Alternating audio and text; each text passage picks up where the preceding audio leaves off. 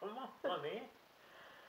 Hey everybody, it's Ann and Earl, and we're tasting a little wine like we do at night. And Earl opened tonight a Dobra Zemlya. It's actually up from the Amador County area, and this is a Syrah.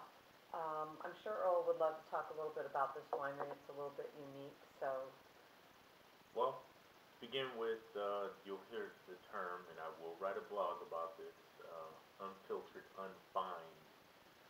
That's what he specializes in, as well as Dobra Zemlya is Croatian. So um, he has a little higher alcohol content than you'll find with most wines, plus they're unfiltered and unfined. And in a nutshell, unfiltered and unfined means that they don't clean up the wine, so it may be a little cloudier, maybe a little more aromatics involved with the wine. So, skipping to the tasting. this is a Syrah grape.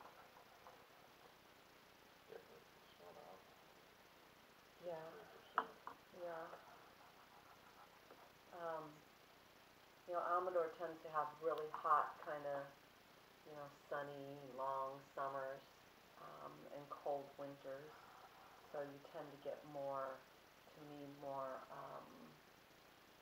dark fruit Yes, definitely dark than, fruit. like when we're in Napa, we can find things that are more cherry or strawberry or raspberry, more light fruit. So this is more dark fruit.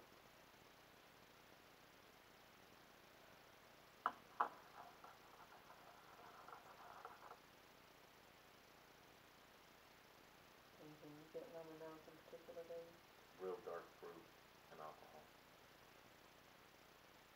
So, and I don't know if this is true or not. It's not like it's some kind of wine snob no thing or anything, but I can tell you sometimes if you open a bottle of wine, just from my experience, and you feel like the alcohol's real strong in it, sometimes I feel if you leave it overnight, whether it's just how it airs the bottle or not, that the alcohol doesn't seem as strong. Now I know based on chemistry it can't burn the alcohol off overnight. There's nothing burning the alcohol off, but it seems to take that away a little bit, that alcoholic edge, so you smell the grape a little more, to me.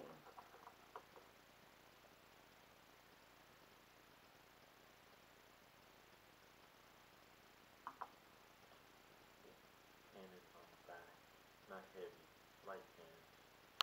Um, This is also interesting too because this is an '08 Syrah, um, and you probably bought this 6 months ago, maybe a little longer. mhm. Um, and this whole thing about wines are meant to lay down and keep wines, and yes, there are wines that are meant to do that. But there are a lot of wines that if they're drinking great when you buy them, you should drink them, you know. Yes. And this one to me is in a little bit of a slump right now, honestly. I don't think it had better fruit when we drank it in the winery and bought it that time. Now the thing to remember with wine is, um, like Ann said, if you buy it now and it's drinking well, you may want to drink it now. Um, Honestly, if you do lay down a wine 5 years, 7 years, are you really going to remember what it tastes like 5 years prior or 7 years prior? So, for those that are follow the stock market, wines are like the stock market. They're up and down. They can be alive. They're alive, and they will evolve And to a certain point.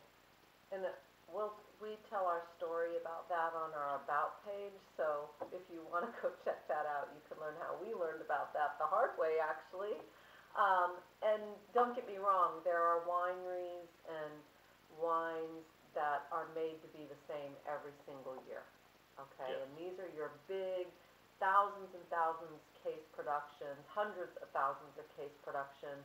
These are the ones that are in every grocery store, they're in every major restaurant, that kind of thing. We tend to like small production, cases, limited in the amount of wine that's done, stuff you won't find in a grocery store, stuff you'll rarely find unless it's a little special restaurant locally kind of a thing.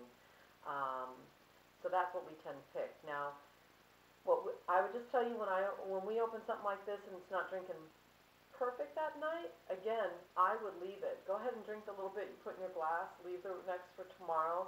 Just see what it does if it opens up a little bit and mellows it out some. And sometimes it's a better wine the second night. Very true. Very Yeah. true.